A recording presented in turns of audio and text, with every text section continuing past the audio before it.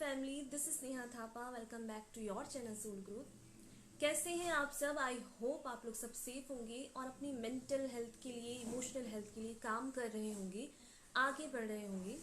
तो आज हम बात करेंगे HSP की लव लाइफ के बारे में। क्या चीज़ें उनको फेस करनी पड़ती हैं, अपनी स्पेसिफिक नेचर के बारे में।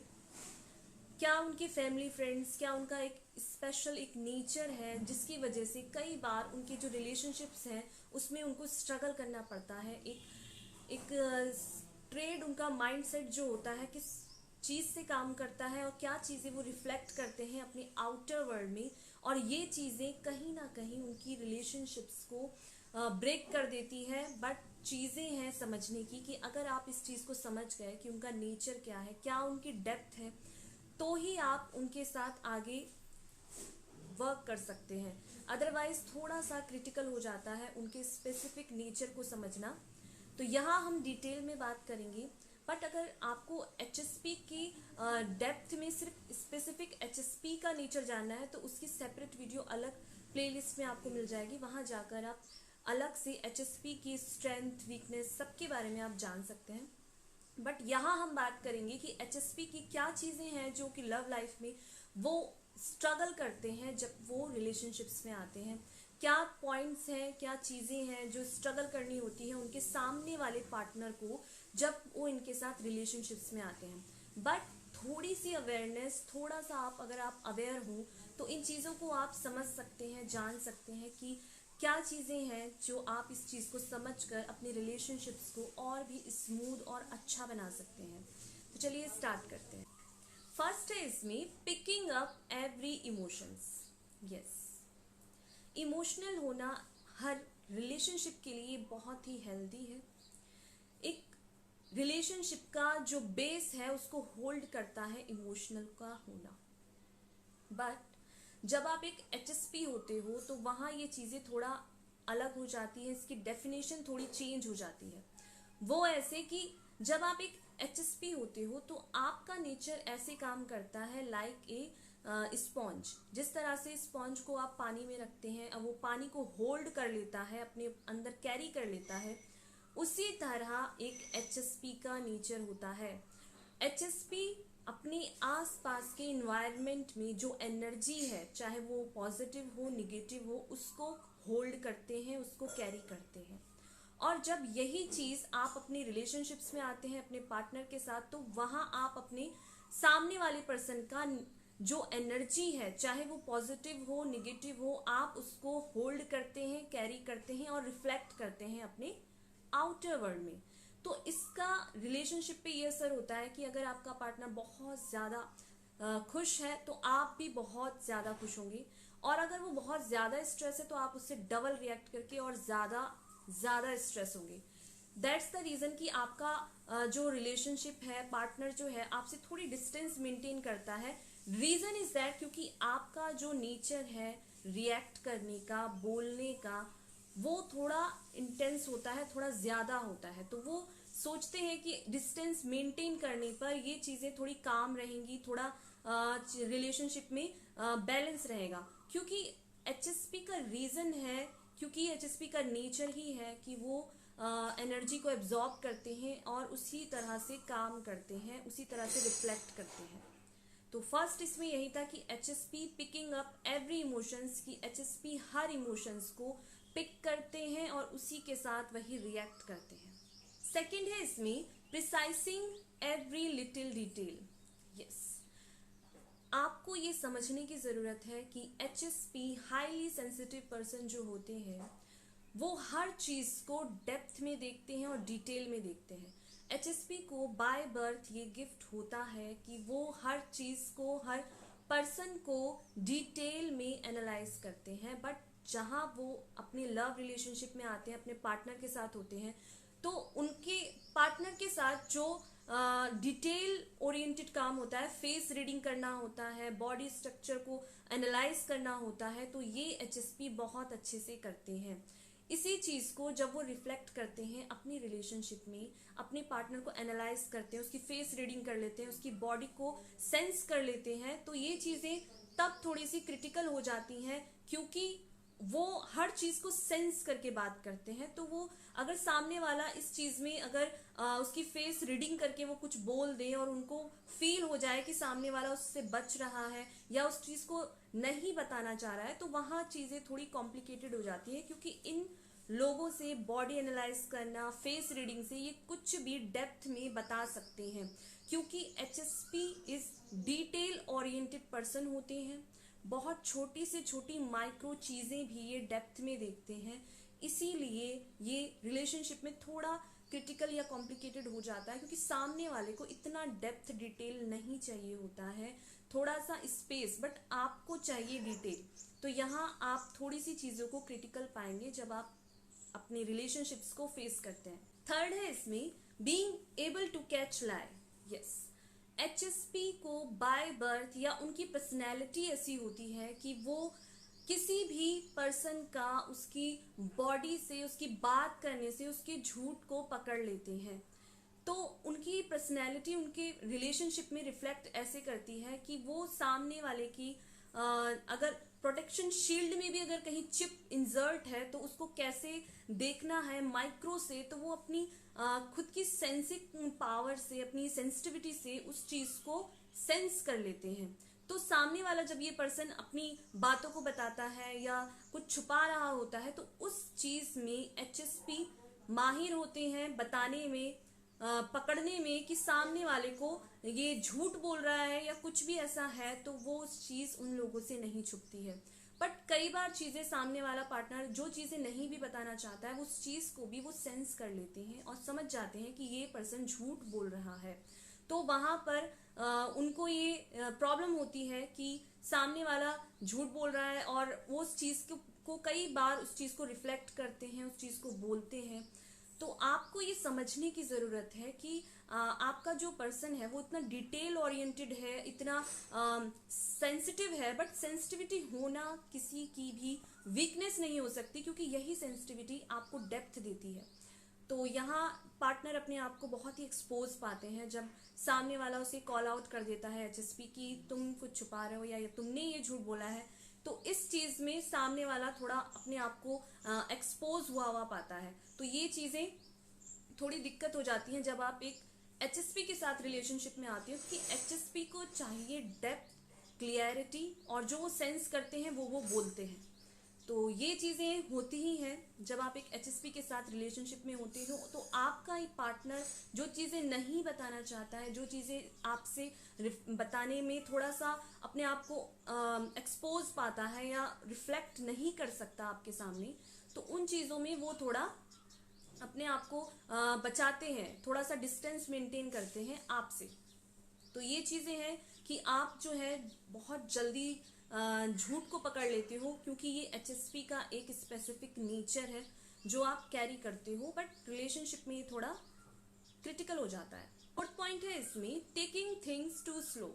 यस, जब आप एक HSP के साथ रिलेशनशिप्स में आते हो या अपनी लव रिलेशनशिप में होते हो, तो HSP का एक पर्टिकुलर एक नेचर है कि वो चीज़ों को बहुत ही स्लो लेके चलते हैं, बहुत ही धीरे चलते हैं, एकदम से उस पर जंप नहीं करते या एकदम से उसमें एक फास्ट नहीं होते हैं। क्योंकि कई बार ऐसा हो सकता है कि HSP के अपने लाइफ के एक्सपीरियंस हो सकते हैं, हर किसी के अपने एक्सपीरियंस हो सकते हैं। तो HSP जल्दी से उन चीज़ों में जंप नहीं करते, उन चीज़ों में इन्वॉल्व नहीं होते, उन्हें चाहिए थोड़ा स्लोनेस, थोड़ा धीरे चलना। हो सकता है HSP के अपने पास्ट के कुछ ऐसे रिलेशनशिप्स हों जिससे उनके एक्सपीरियंस थोड़े से टॉक्सिक हों या थोड़े से ऐसे हों जो कि वो जल्दी से इन्वॉल्व नहीं होते हैं चीज़ों में, बट रीज़न ये है कि वो चीज़ों को थोड़ा स्लो लेना पसंद करते हैं। उन्हें बहुत ही धीरे चलना हर चीज़ में थोड़ा अच्छा लगता है, क्योंकि उनको डिटेल चाहिए। जब तक उसकी डिटेल में वो एनालाइज नहीं कर ले, चीज़ों को समझ नहीं ले, तब तक वो उन चीज़ों में जंप नहीं करते हैं। दैट्स द रीज़न कि वो चीज़ें थोड़ा स्लोली चलते हैं, इसीलिए वो थोड़ा अकेले रहना भी पसंद करते हैं, क्योंकि उन्हें ज़्यादा से ज़्यादा चीज़ों की डिटेल चाहिए। तो वो बहुत ही माइक्रो लेवल पे चीज़ों को देखना पसंद करते हैं। तो इसी वजह से वो थोड़ा स्लो चलते हैं, क्योंकि वो उस चीज़ में एनालाइज कर रहे होते हैं डेप्थ में। तो एकदम से वो रिलेशनशिप्स हो या कोई भी पर्सन हो उसके साथ इतना फास्ट इन्वॉल्व नहीं होते जब तक उन्हें ये समझ में नहीं आता कि वो उस पर्सन के साथ सेफ हैं या फिर अपने आप को एक्सप्रेस कर सकते हैं और ये पर्सन उसको जज नहीं करेगा, तभी वो खुद को एक्सप्रेस करते हैं। और जहां उनको कंफर्टेबल फील होता है एकदम से वो चीज़ों में इन्वॉल्व होके अपना साइड जो है एकदम एक्सप्रेस नहीं करते हैं। दैट्स द रीज़न कि रिलेशनशिप्स में आते हुए उन्हें थोड़ी सी प्रॉब्लम ये होती है कि उनका जो पार्टनर एक्सपेक्ट कर रहा है थोड़ा चीज़ों को जल्दी लेने में, बट वो चीज़ें थोड़ा स्लो ही चलते हैं। उनका नेचर ही ऐसा है, बिना स्लो चले बिना डिटेल में उनको अपने आप से वो कनेक्ट नहीं होते हैं, बट ये उनका नेचर है तो वो ऐसे ही काम करते हैं। फिफ्थ है इसमें getting overwhelmed too easily. Yes, जब आप एक HSP पर्सन की बात करेंगे तो ये कई बार भीड़ में और जहाँ पर बहुत ज़्यादा लोग हो रहे हो, क्राउड हो, तो वो उन चीज़ों में इन्वॉल्व होना पसंद नहीं करते हैं, क्योंकि इनका स्पेसिफिक एक नेचर है कि ये अपने आप से कनेक्ट रहना या थोड़ा अपनी इस एनर्जी को मेंटेन करके रखना पसंद करते हैं और लोगों में इन्वॉल्व नहीं होते हैं। बट रिलेशनशिप में जब आप आते हैं तो आपका पार्टनर एक्सपेक्ट करता है कि आप थोड़ा सोशल हो, थोड़ा बाहर जाए, थोड़ा और चीज़ों में इन्वॉल्व हो। बट HSP का थोड़ा नेचर होता है कि वो इन चीज़ों में जल्दी से इन्वॉल्व होना पसंद नहीं करते हैं। वो अपने आप से कनेक्ट रहना, अपनी खुद की कंपनी को ज़्यादा इंजॉय करते हैं रेदर देन दूसरों के। तो इसीलिए वो अकेले रहना पसंद करते हैं। तो यहाँ थोड़ा कॉम्प्लिकेशंस हो जाती हैं, क्योंकि आपके जो पर्सन है उसकी खुद का एक नेचर है, खुद की एक बिलीफ सिस्टम है। तो वहाँ आपको भी समझने की ज़रूरत है और सामने वाले पर्सन को भी कि HSP का नेचर क्या है। तो आप इन चीज़ों को समझ सकते हैं जब आप एक HSP के स्पेसिफिक नेचर को समझ जाएं कि वो ऐसा रिएक्ट क्यों कर रहा है, क्योंकि ये उसका नेचर है, उसकी जो क्वालिटी है, उसकी डिमांड है कि वो इन चीज़ों को एंटरटेन नहीं करते हैं। 6 है इसमें neglecting too much space.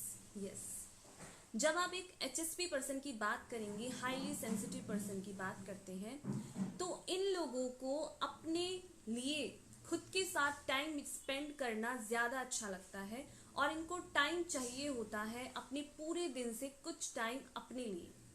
Reason ये है कि ये लोग जिस तरह से दूसरों की एनर्जी को कैरी करते हैं, अपने आसपास के एनवायरनमेंट को सेंस करते हैं, तो उन चीज़ों से ये खुद को एग्जॉस्ट पाते हैं, खुद की एनर्जी को बहुत ही हैवी पाते हैं। तो अपने आप से कनेक्ट करने के लिए, उस सभी की एनर्जी को रिलीज करने के लिए इन्हें टाइम चाहिए होता है, खुद के साथ टाइम स्पेंड करना। तो इसीलिए इनका एक नेचर होता है कि चाहे आप इनसे कितना भी कुछ करा लें, बट इनको स्पेसिफिक टाइम चाहिए अपने साथ कनेक्ट होने के लिए, जिससे कि ये जो भी एनर्जी है उन सब चीज़ों को रिलीज करके अपने आप से कनेक्ट हो पाए, जिससे कि इनको भीड़ से बचकर अकेले रहना ज़्यादा अच्छा लगता है। ये ज़्यादा से ज़्यादा टाइम कोशिश करते हैं कि खुद के साथ स्पेंड करें, क्योंकि इनका स्पेसिफिक नेचर है जो कि कई बार आपके रिलेशनशिप्स में थोड़ा प्रॉब्लम इफेक्ट करती है, क्योंकि आप उस टाइम खुद के साथ ना कनेक्ट होकर किसी पर्सन के साथ आपको रहना होता है, उसके साथ टाइम स्पेंड करना होता है। बट सामने वाला यहाँ आपको ईगोस्टिक समझ सकता है, आपके नेचर को थोड़ा कि अकेले रहना पसंद है, खुद के साथ ही टाइम स्पेंड करना है, तो ऐसा क्यों ही रहना है। इसी वजह से आपके रिलेशनशिप थोड़े से प्रॉब्लमेटिक यहाँ हो जाते हैं, क्योंकि सामने वाला आपके स्पेसिफिक नेचर को जान नहीं पाता है। तो यहाँ पर आपको ये समझने की ज़रूरत है कि HSP का ये नेचर है, उसकी सोल की डिमांड है कि उसको अकेले रहना ही पड़ेगा, क्योंकि वो खुद को चार्ज नहीं कर पाएंगे, अपने आप से कनेक्ट नहीं हो पाएंगे, तो वो सरवाइव करना थोड़ा मुश्किल होता है। उनकी बॉडी रिएक्ट ही ऐसी करती है, काम ही ऐसी करती है कि उनको अकेले टाइम चाहिए ही चाहिए। तो ये आपके पार्टनर को भी समझने की ज़रूरत है और HSP को खुद अपने नेचर को समझने की ज़रूरत है, और समझने की ज़रूरत है कि जब आप रिलेशनशिप्स में हैं, आप किसी के साथ इन्वॉल्व हैं, तो उसका भी अपना नेचर है, उसकी भी अपनी डिमांड है। तो ये चीज़ें आपके रिलेशनशिप्स में रिफ्लेक्ट करती हैं। तो ये पॉइंट था कि आपको अपने साथ टाइम स्पेंड करना होता है, जो कि आपको नीड है, और सामने वाले को भी इस बात को समझने की ज़रूरत है। 7 पॉइंट है इसमें कि HSP को कॉन्फ्लिक्ट बिल्कुल भी पसंद नहीं होता है। कहीं लड़ाई झगड़ा हुआ या फैमिली में कहीं पॉलिटिक्स हो रही है या किसी से बात करना है या कहीं चीज़ों में इन्वॉल्व होना है, तो उन चीज़ों में HSP हमेशा बचते हैं। उन्हें नहीं पसंद होता है किसी के साथ ज़्यादा इन्वॉल्व होना, किसी के साथ लड़ाई झगड़े में एंटरटेन करना या पॉलिटिक्स करना फैमिली की या गॉसिप करना। इसी वजह से वो सब लोगों से कट के रहना पसंद करते हैं, अपनी खुद की कंपनी एंजॉय करते हैं। रीजन इज दैट कि उनको लड़ाई झगड़ा या किसी का पक्ष लेना या बिना बात के कोई चीज़ों को इनमें इन्वॉल्व होना उन्हें पसंद नहीं होता है।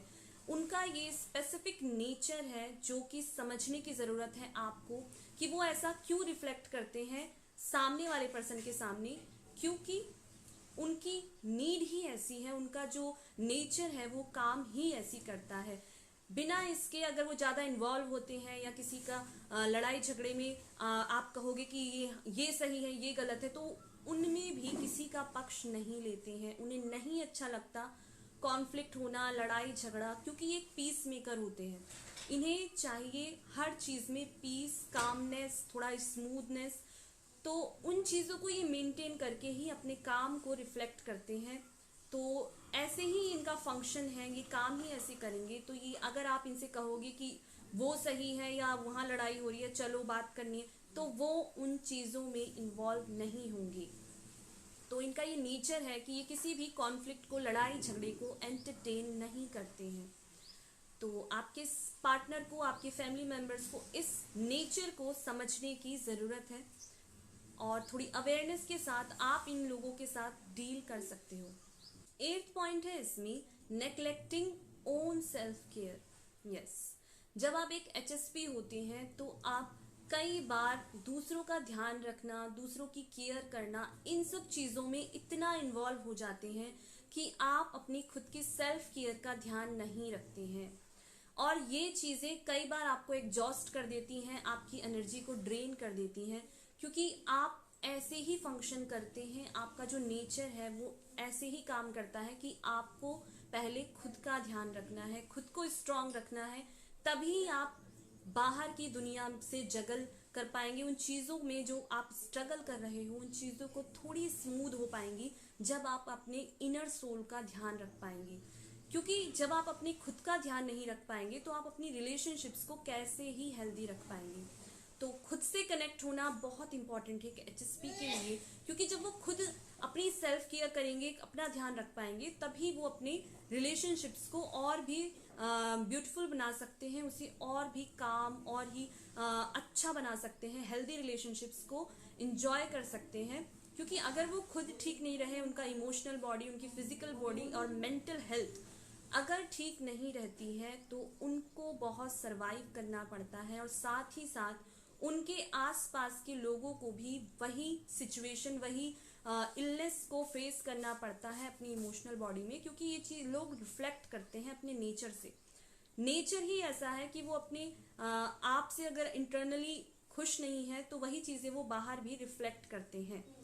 तो ये चीज़ें आपके रिलेशनशिप्स को और भी स्ट्रेसफुल कर देता है जब आप खुद का ध्यान नहीं रखते हैं। तो खुद का ध्यान रखना आपको बहुत इंपॉर्टेंट है, अपने इनर सोल का, अपने इमोशनल बॉडी का ध्यान रखना बहुत इंपॉर्टेंट है HSP के लिए।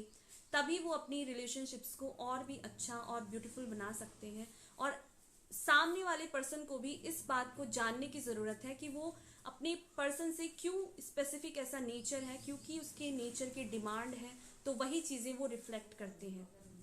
तो आपको ये समझने की ज़रूरत है कि आपको भी उनकी सेल्फ केयर करनी चाहिए, उनकी इमोशनल हेल्थ का आपको ध्यान रखना चाहिए कि कहीं वो इंटरनली कुछ स्ट्रगल तो नहीं कर रहे हैं, या उनकी मेंटल हेल्थ में क्या चीज़ें हैं जो कि वो रिफ्लेक्ट कर रहे हैं इस तरह से। तो इन चीज़ों को अगर आप डिटेल में, डेप्थ में समझेंगे, तभी आप एक HSP के साथ हेल्दी रिलेशनशिप्स को मेंटेन कर सकते हैं। तो ये सारी चीज़ें थी जो मैंने आपको बताई कि HSP के क्या पॉइंट्स होते हैं जो कि वो रिलेशनशिप्स में रिफ्लेक्ट करते हैं, और क्या चीज़ें आपको फेस करनी पड़ सकती हैं एक HSP के साथ रिलेशनशिप्स में आके। बट थोड़ी सी अवेयरनेस, थोड़ी सी चीज़ों को अगर आप जानें तो HSP जैसा बेस्ट रिलेशनशिप्स हो ही नहीं सकता, क्योंकि HSP बहुत ही काइंड हार्टेड होते हैं, एक ग्रेट थिंकर होते हैं, इम्पैथेटिक पर्सनैलिटी होती है, बहुत ही डिटेल ओरिएंटेड पर्सन होते हैं। तो इन लोगों को अगर आप समझ गए तो आपकी जो रिलेशनशिप्स है बहुत ही स्मूथ, बहुत ही ब्यूटीफुल हो सकती है, जस्ट थोड़ी सी अवेयरनेस। तो आई होप अगर आपको इस वीडियो से थोड़ा सा भी हेल्प हुआ हो तो वीडियो को लाइक कीजिए, कमेंट कीजिए, सब्सक्राइब करके सोल ग्रोथ चैनल का हिस्सा बन जाइए, जहां मैं लाती हूँ आपकी सोल अवेयरनेस। तो thank you so much. Video को लाइक कीजिए, कमेंट कीजिए, बहुत सारा प्यार दीजिए। Thank you.